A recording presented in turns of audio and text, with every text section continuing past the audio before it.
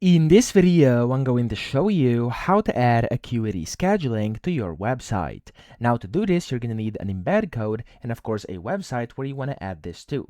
So I'm going to go over here on the left to your scheduling page. So just click on scheduling page, and here at the bottom it says link. Now click on the link button, and then from here it says direct links and embedding. Here you basically have to select what you want to embed. So you have appointment types and calendars. I'm going to go and use this tutor call over here. I'm going to click on it, and then from here what you want to do is click on embed other. Now you have a bunch of different options. You could go and of course use the booking button, booking bar, embed other, etc. I'm just going to use the entire one, and I'm going to click on the copy button next to this code.